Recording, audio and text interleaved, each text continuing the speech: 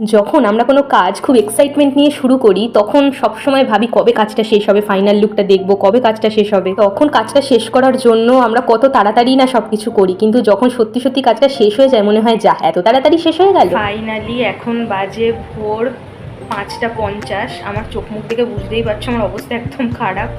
3 রাত পর পর জেগে আমি এই ওয়াল পেন্টিংটায় আজকে এই মুহূর্তে আমার নিজের নামটা সই করব। অর্থাৎ ওয়াল পেন্টিংটা আমার কমপ্লিট হয়েছে। 2 দিন পর পর না ঘুমানোর জন্য কালকে রাতে যখন এটা আঁকতে আমি বসলাম, মানে কালকে রাতে ভেবেছিলাম ঘুমিয়েই পড়বো, আজকে সকাল থেকে আবার শুরু করব। কিন্তু তারপরে কি মনে হলো, মানে শরীর দিচ্ছে না, তাও মনে হলো যে আঁকাটাকে কমপ্লিট করেই শোবো। তো সেই শোবো বলে তো শোয়া আর হলো না, সেই আঁকাটা শেষ করে এইমাত্র উঠছি।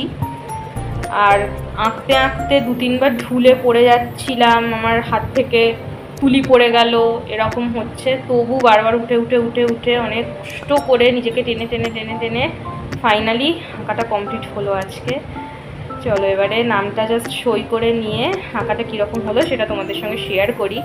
এবার আমাকে একটু ঘুমোতে হবে, তার কারণ মানে এখন ঘুমোলে আমি কখন উঠবো আর চাই না, কিন্তু প্রচণ্ড ক্লান্ত লাগছে, আমার প্রচণ্ড ঘুম পাচ্ছে।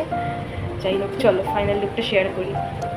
কোনো মানুষ শুধুমাত্র যে তিনি বড় আর্টিস্ট হবেন এরকম নয়, মানে যিনি রং তুলি পছন্দ করেন, রং তুলি নিয়ে কাজ করতে পছন্দ করেন, আঁকতে পছন্দ করেন নিজের জন্য, তখন দেখবে সেই সমস্ত মানুষ যখন একবার আঁকাটা শুরু করে ফেললেন বা রং শুরু করে ফেললেন, যতক্ষণ না সেই পুরো আঁকাটা বা পুরো রংটা কমপ্লিট হচ্ছে, যতক্ষণ না পুরো আঁকাটা একদম ফাইনাল লুকে আসছে, ততক্ষণ পর্যন্ত তার মনে শান্তি হয় না।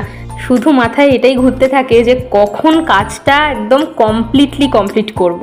এটা যে শুধুমাত্র আঁকার ক্ষেত্রেই বলছি সেটা নয়, যে কোনো মানুষের যে কোনো ভালোবাসার কাজের ক্ষেত্রেই এটা হয়, যে যতক্ষণ না পুরোপুরি কাজটা কমপ্লিট হচ্ছে, না ঠিক করে খেতে ইচ্ছে করে, না ঠিক করে ঘুমোতে ইচ্ছে করে, না ঠিক করে কোনো কাজ করতে ইচ্ছে করে। তো আমার ক্ষেত্রেও সেটাই হয়েছে। আমি হয়তো সাংঘাতিক ভালো বা প্রফেশনালি কিছু করি না বা আঁকতে পারি না, কিন্তু যতটা করি যেহেতু ভালোবেসে আর মন থেকে করি, সেই জন্য আমার ক্ষেত্রেও এই একই জিনিসগুলো খাটে। নাও এই আঁকাটা শুরু থেকে শেষ পর্যন্ত করতে করতে তোমাদের সঙ্গে অনেক গল্প হলো, অনেক কথা শেয়ার করা হলো। এবার তোমরা দেখে বলো যে আমার আঁকাটা কিরম হয়েছে। ফাইনাল লুকটা তোমাদের সঙ্গে শেয়ার করে দিলাম।